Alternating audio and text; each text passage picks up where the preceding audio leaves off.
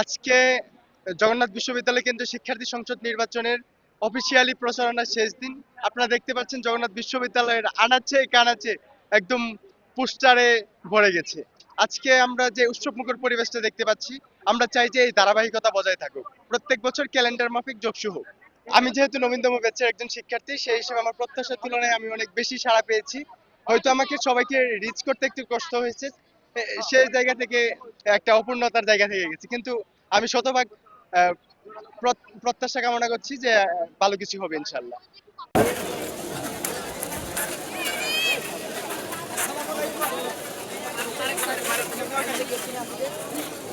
নির্বাচন করছি স্বতন্ত্র থেকে আর কি। আমার ব্যালট নাম্বার 6। ব্যালট নাম্বার কত বলছি?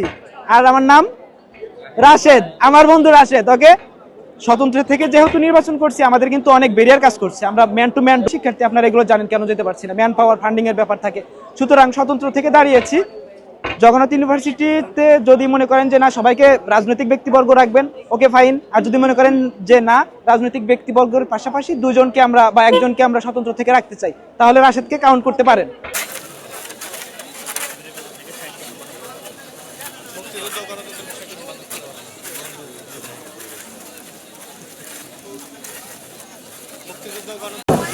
ওসমান হারি ভাইয়ের জন্য দোয়া করবে এবং নিজ নিজ অবস্থান থেকে যে আমাদের আধিপত্যবাদের বিরুদ্ধে লড়াইটা, সেটা নিজ নিজ অবস্থান থেকে আমাদের লড়াই আছে।